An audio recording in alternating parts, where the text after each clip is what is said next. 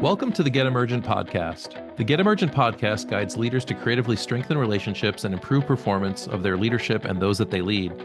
We like to provide concepts and ideas that you can turn into pragmatic experiments to help you develop your higher potential in your work and in your leadership. And hopefully you're going to find some better practices to apply directly to your work. I'm Bill Berthel. And I'm Ralph Simone. Ralph, I love the word, the topic for today, imagination. Yeah, it's timely for me. It's, as some of the listeners probably do not know, we pick a word. Each of us picks a word for ourselves for the year to be intentional about a behavior or a practice. And mine for 2026 is imagination. And coincidentally, I didn't intentionally pick up this book called The Imagination Muscle by Albert Reid. Just started reading it, but I loved how he framed it. It was before the book even started. It was on a title page. He framed, what imagination is, and I'd like to read that if I may, to kind of jumpstart this. But he said, "What is the imagination? A swarm of living things. Second, what is the task of the imagination? To stare at things it does not fully understand. What is the miracle of the imagination?" Now, this one particularly resonated with me, the answer. To see what is not already there. And I was thinking, as I move into, let's call it the final third of my life at 68 years old, and I've been doing something I've loved for an awfully long time. As I move into the final third, I need to start to imagine things that aren't already there. And so I think the book is timely, but I think the book is timely for any of us that are experiencing change, complexity, uncertainty. Instead of muscling our way through, maybe we ought to consider imagining our way through.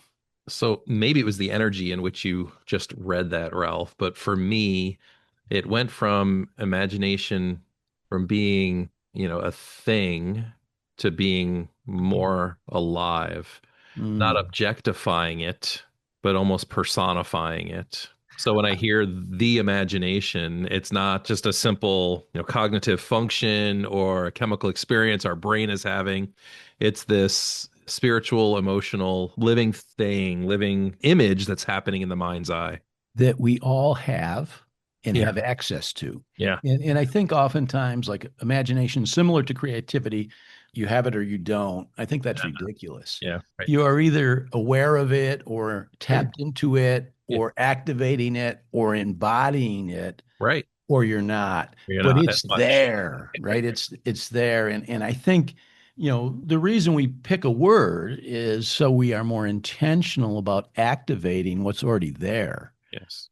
Yeah. So I got thinking about, in our leadership development coaching and our training, how might we be more imaginative in how we, bring our offerings to life, how we support our clients, but how do we help them activate their imagination in ways that serves them in their lives and in their organizations? I have a coaching client who does that very well. I don't know if he would agree that he does it very well, but he brings it up often as a self-alignment exercise.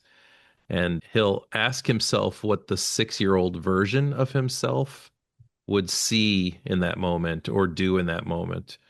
And it does two things. One, it taps to a time where he knows he was more imaginative, maybe a little bit more creative.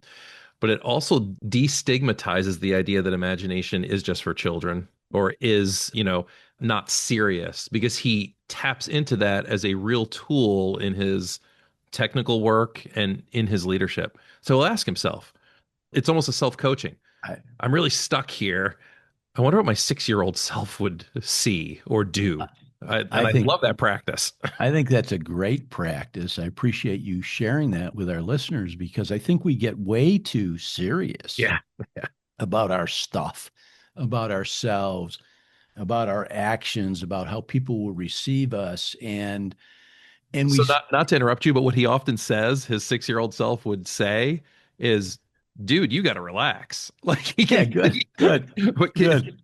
yeah. But I think there's a, with the silliness or the lightness, I think that is an environment in which the imagination muscle is Yes, developed. yes, yes. And I think we have to first be gracious towards ourselves Yeah, yeah. and to let our hair down a little bit. I mean, it was reminding me, we talk about curiosity, which is probably a cousin of Mm, imagination.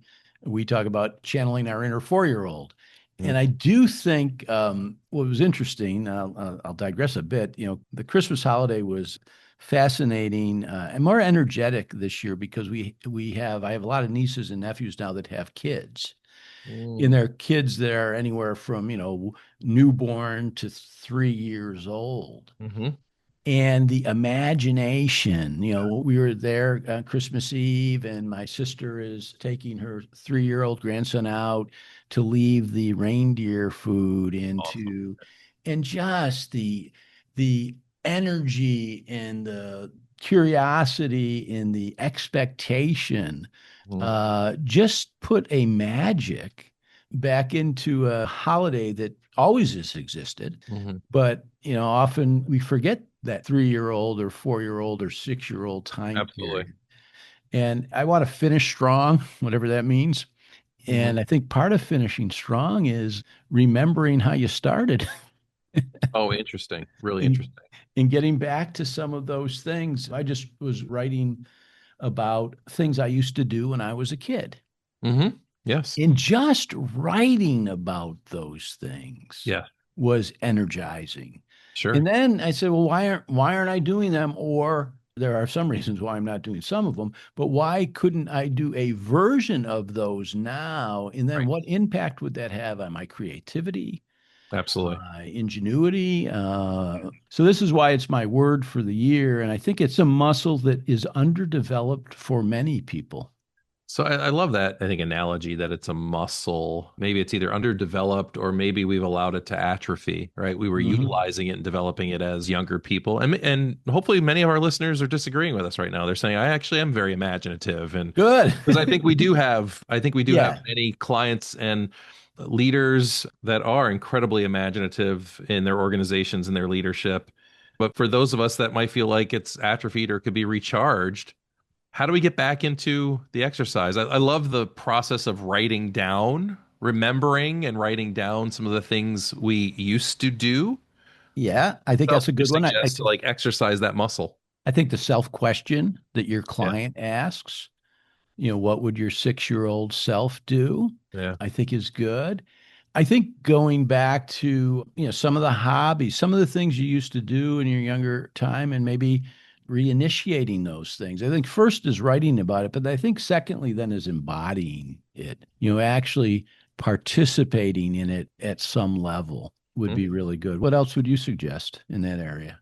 I think I had shared a little while ago with you this idea of taking a tour of your own neighborhood with people that you know, one at a time, that come from very different either fields or disciplines. Cool. So you ask them to just come to your space. It could be your neighborhood, it could be your own home, and ask them to describe it to you. You will see things through someone else's eyes, which is a form of imagination. As they share it with you, as they tell the Mm, story, as they interpret your space or your neighborhood, or choose what you're going to, kind of the venue of that, the space and the environment through someone else's eyes will inform now your imagination. I love that. I'm thinking of some versions of that. I know when my wife and I walked the dog together, and I said, when we're on Third Street, what color is that house that we like? And Yes. she didn't know. And it wasn't to try and jam her up, but the idea is what we miss. Yes. What we miss because we're either so focused on reality or what's right in front of us, but just even looking up, right? One of the ways to stoke the imagination muscle is to look up into the sky, into the clouds. Remember Yeah. when you were a little kid and you used to see all the shapes Absolutely. and I mean that's the imagination, right? The shape is not really there, or maybe it No. is. We do that when we go camping with the campfire. That's the embers are in the very bottom of the fire. similar to the clouds, they can take shapes. You can start to see things. You can imagine a different time where that was our television or that was our primary focus of entertainment. And that's where we had our conversations and we shared Sure. ideas. We shared our imagination as we looked to the sky with the constellations, making meaning of things in of our environment. Speaking of television, my son likes to mute commercials and imagine he could sell something else with that commercial, right? So you're not hearing the messaging, and he'll turn that commercial into some fun thing he's trying to sell all of a sudden. What a great It's strategy. imagination. It's Yeah. exercise in imagination. Like imagine And what else this could be for. maybe we got to just suspend that it leads to something because I think that is a barrier to activating the imagination. 100%. Your son may never sell No, that, whatever it is. that And usually different they're, thing. That's yes, not the point. The point is he's having some fun with imagining what else that commercial could be for. And I think that's extremely powerful. and it's a purposeful exercise for Yeah. the mind, right? Yeah. So we're not so stuck in the current state or the current reality of things that way. We can be more creative in our work, in our leadership. We can be more innovative in whatever we're developing, whether we're an engineer or in a role that is more traditionally quote unquote creative or not. Imagination becomes a very strong tool for the leader. You reminded me of with your sons. I love this. I'm going to try it actually. Uh, It's kind of entertaining. so it could be any commercial. You just mute it Actually, and the only ones we don't is are the progressive commercials because we like those so much. But yeah, okay. any commercial, All right. Well, I think those progressive commercials are quite imaginative. they're already brilliant, right? Yeah. So one of the things, and I think part of environment matters in changing environment matters, I Yes. think, for imagination, putting yourself in a place where you can tap into that imagination muscle. When I'm stuck or when I'm writing about something, I'll often go into a grocery store with Interesting. my pen and a notebook or journal. And I'm pretty at home in a grocery store. I grew up in a grocery store. It's my first real job.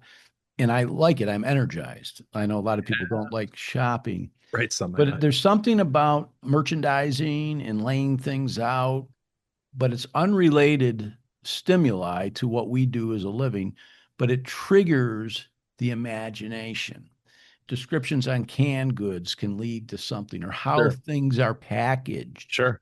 can start to give us, trigger our imagination for how we might package some of our offerings or services. And I remember walking through a fairly well-known grocery store in town, and I was dressed for work, and I'm Mhm. taking notes, and somebody thinks I'm from headquarters. Yeah, you look like an inspector or something, right? You look like They go, they go, what are who's you getting doing? fired? They go, what are you doing? I Right. Right. said, I'm looking for ideas for my next blog post. They go, what? Yeah. Yeah. Yeah. Yeah, you got people nervous, or at least you got their Yeah, and attention. that was not my intention. So they started imagining things that weren't the intent. No, but change, a new or different environment, right, can spark imagination. Maybe it's something similar to being inspired by our environment. It's seeing what's not there yet, Yeah, is what yeah, imagination is. It's having a vision of something that's not there yet. It may be through a beautiful story, like I think it was your sister's 3-year-old grandson who has heard the story of the reindeer, so he's going to go out and feed them. yeah. But he can probably see those reindeer He's imagining them landing. He's landing and eating imagining. the corn or whatever he's putting Yeah, out there for. Absolutely, right? They're yeah. not there yet, but they're in his mind.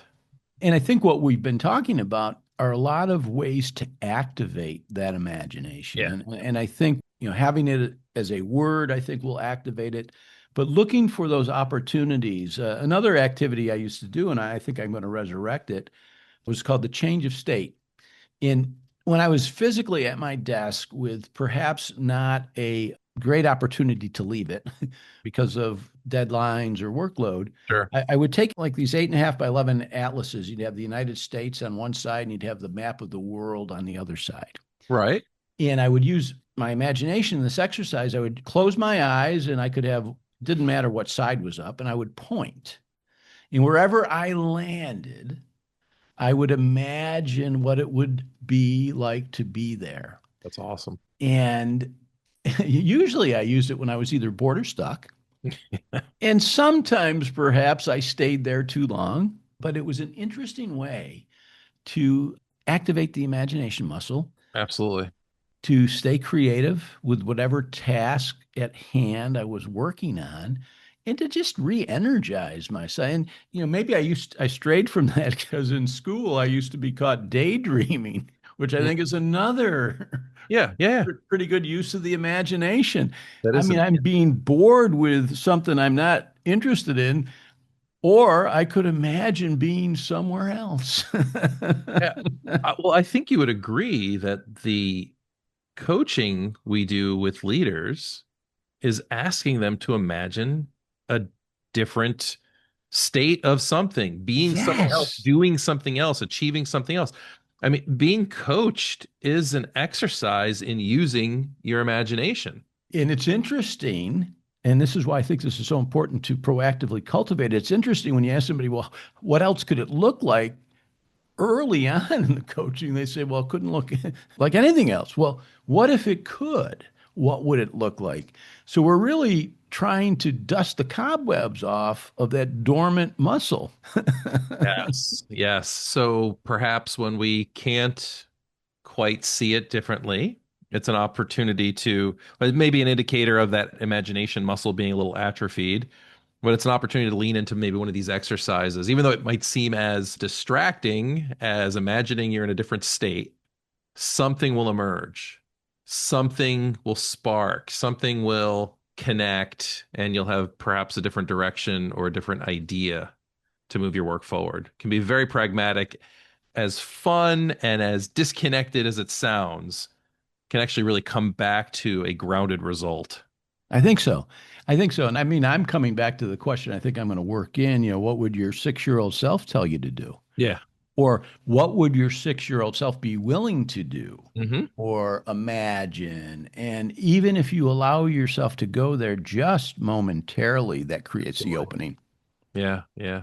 Mine would probably say get the Legos out and play, be a little bit more playful. Yeah, I used to have the Legos, and then what was the UK's version of Legos? Bristle blocks. Bristle block, yeah, bristle blocks. Those were And I great. remember we used to Oh do yeah. a lot of lean manufacturing simulations with bristle blocks. But Yes. when my kids were young and they'd go down to my office in the house, what they noticed and commented on was all the toys I Yeah. had. Now that's interesting, right? So what are we doing with those toys, those bristle blocks, those Legos, and these simulations? We're really teaching some lean manufacturing, but we're tapping into the imagination. We're bringing people back to a time when they played with things. They thought my job was fun.